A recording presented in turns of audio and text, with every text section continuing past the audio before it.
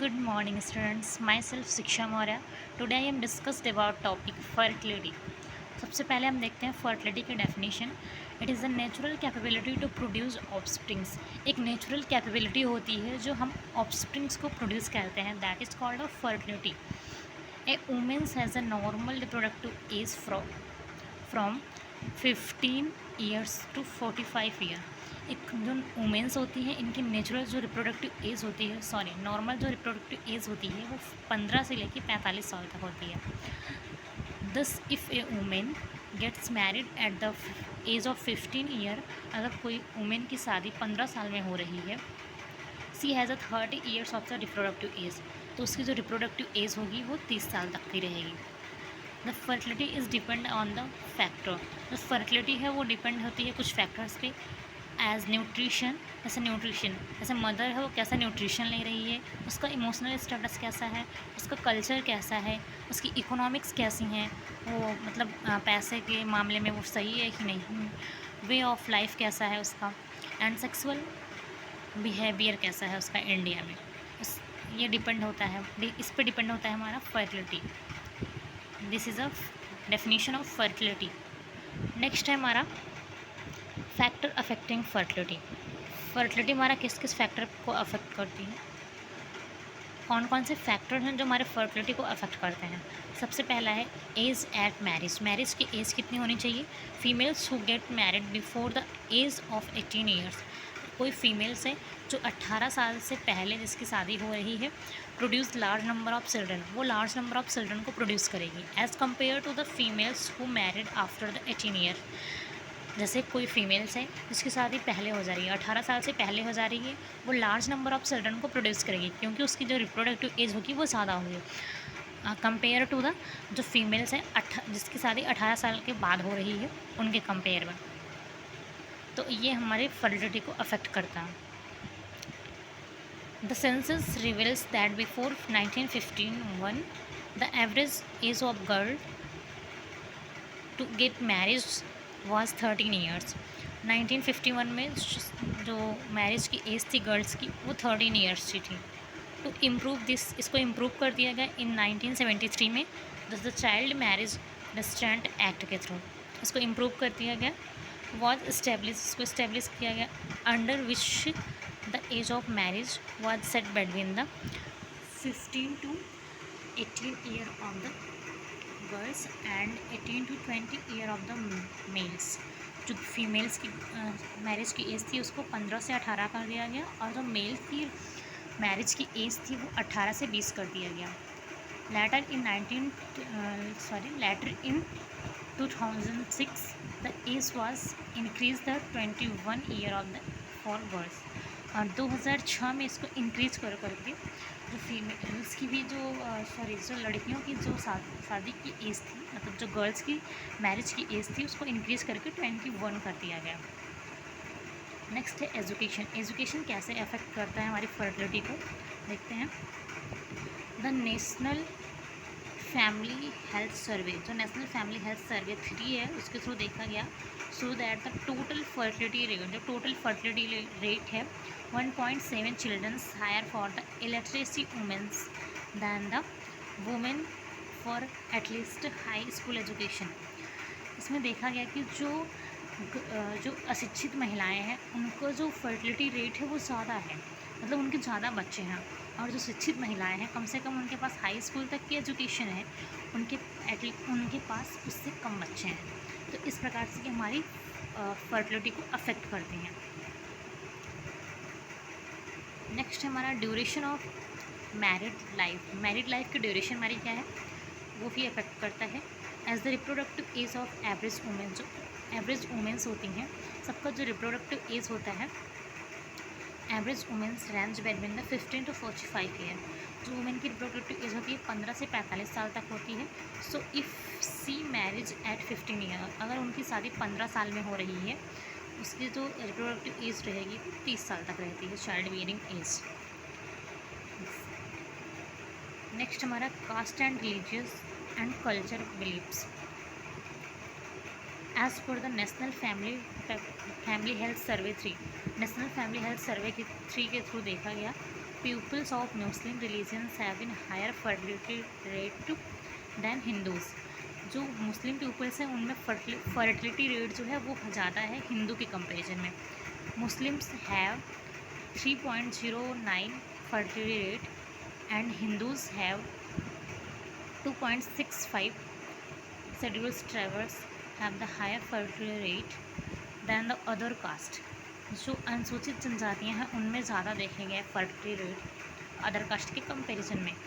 Old culture जो old cultures थे उनका क्या बिलीव्स था, preference of male child over females leads to population explosion. वो ज़्यादातर मेल चाइल्ड को मतलब बढ़ावा देते थे या मेल चाइल्ड को ज़्यादा ही मानते थे, इसकी वजह से पॉपुलेशन एक्सप्लोशन देखा गया। नेक्स्ट आता है हमारा फैमिली प्लानिंग। फैमिली प्लानिंग कैसे अफेक्ट करता है इन डेवलपिंग कंट्रीज़। तो डेवलपिंग कंट्रीज़ हैं, family planning has been an important factor. जो फैमिली प्लानिंग है डेवलपिंग कंट्रीज़ में ये बहुत ही इंपॉर्टेंट फैक्टर है रिड्यूस करने के लिए फर्टिलिटी रेट को। India is the first country, India एक फर्स्ट कंट्री है to launch family welfare program, जिन्होंने फैमिली वेलफेयर प्रोग्राम को लॉन्च किया। Family planning programme which needs to initiate rapidly. Family planning program को शुरू करना बहुत ज़रूरी था। नेक्स्ट हमारा स्पेसिंग ऑफ चिल्ड्रन के बीच में स्पेस अगर नहीं है तो ये भी हमारे फर्टिलिटी रेट को अफेक्ट करेगा। मीन्स जैसे एक के बाद एक दूसरे बच्चे अगर पैदा होते जा रहे हैं उसके बीच में कोई भी गैप नहीं है, जिसकी वजह से हमारी फर्टिलिटी अफेक्ट होती है। तो इसमें क्या है, सबसे पहले increase the channel inter pregnancy intervals help to reduce the fertility spacing of children may has been important effect to the general decline the fertility rate। Fertility rate को डिक्लाइन करने के लिए बहुत ही ज़रूरी है कि हम स्पेसिंग मेथड्स का यूज़ करें, जिसके थ्रू हम फर्टिलिटी रेट को कम कर सकते हैं। नेक्स्ट हमारा इकोनॉमिक स्टेटस। इकोनॉमिक स्टेटस में हमारा क्या है, economic status has the opposite relationship with the fertility. जो इकोनॉमिक स्टेटस है इसका अपोजिट रिलेशनशिप होता है फर्टिलिटी से। Population growth has adverse by the effect over the capita income.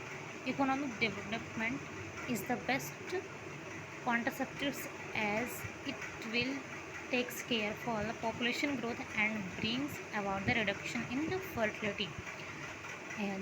इसमें ये बताया गया है कि जो जिसके पास ज़्यादा पैसे हैं उनके पास बच्चे कम हैं, और जो बहुत ही गरीब लोग हैं जिनके पास इनकम नहीं है, उनके पास ना ही एजुकेशन है, और उनके पास जो फैमिली है बहुत ही लंबी होती जा रही है। मीन्स जो फर्टिलिटी रेट है वो बहुत ही ज़्यादा है, ये इसको बताया गया है इसमें। नेक्स्ट है statistics related to fertility. Fertility से रिलेटेड कौन कौन से स्टैटिस्टिक्स हैं। Fertility can affect major by the number of indicators as discussed below. Fertility को मेज़र करने के लिए बहुत सारे इंडिकेटर्स हैं जो डिस्कस किए हैं नीचे। सबसे पहले देखते हैं बर्थ रेट। बर्थ रेट क्या होती है, it is the number of live birth per 1000 estimated mid year population in the given year. इसमें देखते हैं सो का फॉर्मूला क्या है बर्थ रेट का। बर्थ रेट बराबर number of live birth during the year. During year साल में नंबर ऑफ लाइव बर्थ कितने हैं upon estimated mid year population of the same year, और उसी सेम ईयर में मिड ईयर की पॉपुलेशन कितनी है पीपल्स की, और उसको 1000 से हम इस गुणा कर देंगे। ये हमारा है बर्थ रेट।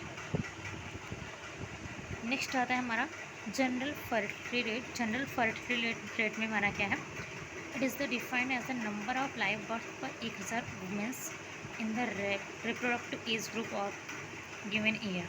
इसमें नंबर ऑफ लाइव बर्थ कितने हैं, 1000 फीमेल्स की जो रिप्रोडक्टिव एज में है, उसे कहेंगे जनरल फर्टिलिटी रेट। इसका फॉर्मूला क्या है, general fertility rate is equal to number of live birth during an area.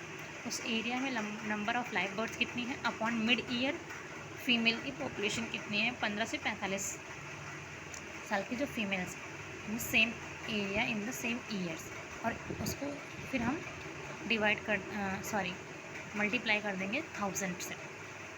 Next हमारा general marital fertility rate. General marital fertility rate में क्या है, it is the number of live birth per 1000 married women's, 1000 married women's में number of live birth कितने से, उन सब चीज़ों को हम देखेंगे। और नेक्स्ट इसका फॉर्मूला हमारा जनरल मैटरनल फर्टिलिटी रेट में क्या है, number of live birth in the years, उस साल में नंबर ऑफ लाइव बर्थ कितनी है। मिड ईयर मैरिड फीमेल्स की पॉपुलेशन कितनी है, 15 से लेकर 49 साल तक की वुमेंस का, उसको 1000 से हम गुणा कर देंगे। नेक्स्ट है हमारा age specific fertility rate in this, it is the number of live birth in a years to 1000 womens in the specific age group. एक स्पेसिफिक एज ग्रुप में नंबर ऑफ लाइव बर्थ कितने हैं, जैसे as specific fertility rate में क्या है, number of live birth in a particular age group, एक particular age group मतलब 15 से लेकर 19 साल तक की जो फीमेल्स हैं उसमें कितने बच्चे हैं उसको देखेंगे। मिड ईयर पॉपुलेशन कितनी है उसे सेम ईयर की, और उसको 1000 से गुणा कर देंगे। नेक्स्ट ये हमारा age specific marital fertility rate है, it is the number of live birth in the year 1000 married women's in the any particular age group, किसी भी पार्टिकुलर एज ग्रुप में नंबर ऑफ लाइव बर्थ कितनी है, 1000 married women's में। इसका formula है हमारा age specific marital fertility rate का number of live birth in a particular age group, mid year married females population of the same year is equal to 1000। And next हमारा total fertility का formula, and next हमारा gross rate formula, and next हमारा abortion rate formula. Thank you guys for watching my video, like share and subscribe my video.